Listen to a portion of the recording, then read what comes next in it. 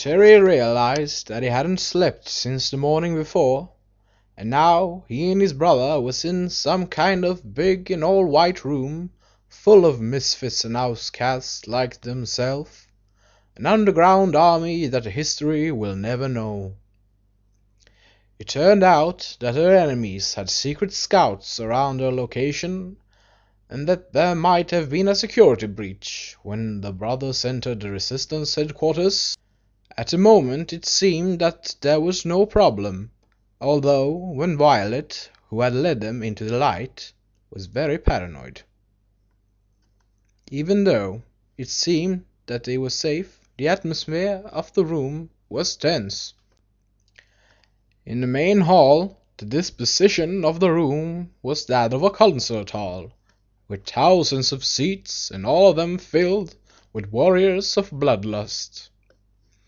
At the main stage the two brothers stood, uncomfortable and pressed. They were supposed to answer questions about how they have turned out there, and to show up what they have brought with them. With uncertainty in their voices, they started to explain. "We only got to know about all of this yesterday. All of a sudden it started to rain blood, and some monster came and attacked us. It managed to hurt our mom, but we killed it. Michael stabbed its leg, then I smashed its face in with a sledgehammer." Someone in the crowd interrupted Terry. "Ah, the blood rain. They are so pompous and certain that they will always win. As some kind of a scare tactic, they make the sky dark and the blood comes pouring down for the terror effect. And that thing you met, that's basic 2-level infantry. Strong and big and ugly, really stupid, all muscles and no brain, usually easy to kill, smashing its face in with a sledgehammer, you say?" Yeah, we got lucky," Terry said. "You probably heard about our mom and dad. My mom told us all of this when she was dying. It was a bit vague, but we know that they were not really human. Mom transformed before she died. But we are mostly human, she said, because of the air and that we are born and raised on Earth."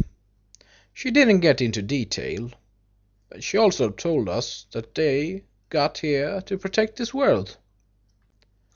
Violet filled in.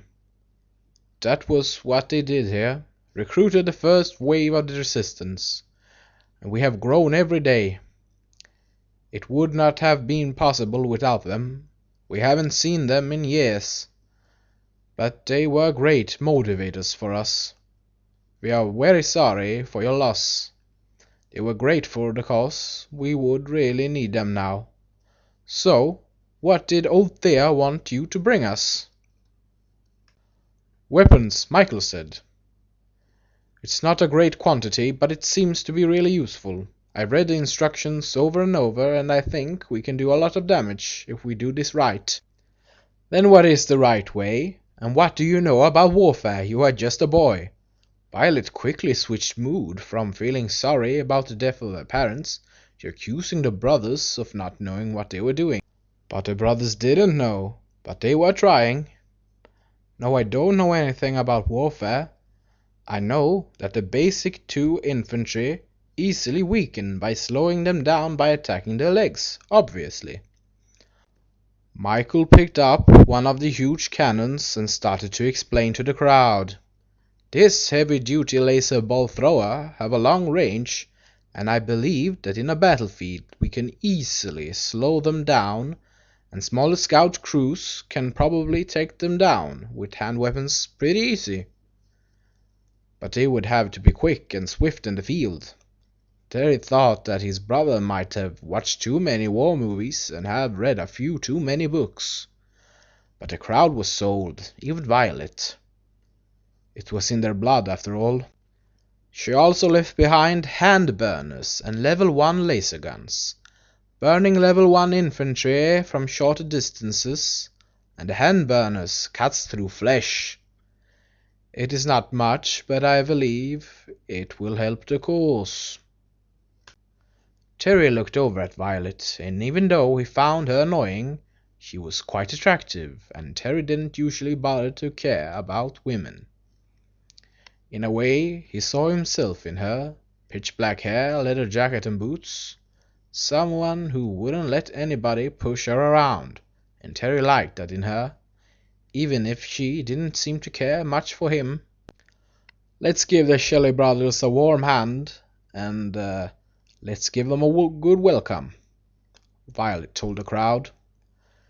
It has gotten quite late now, and I think we need a good sleep. At 5 we must get up, create a squad to train and try out the new weapons we have received. It's important that they are handled right.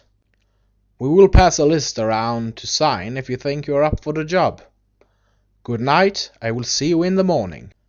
Terry was a bit annoyed by the fact of the thought that she would be able to be in charge of their mother's weapons, when it was he and his brother who came with them, but it didn't really matter.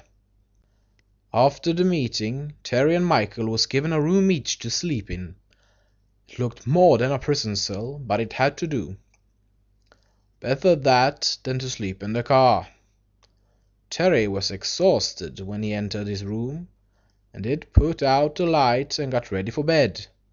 He was just about to fall asleep as someone entered the room. Who is it? Has something happened? The person got on top of him and answered, "Shut up and kiss me."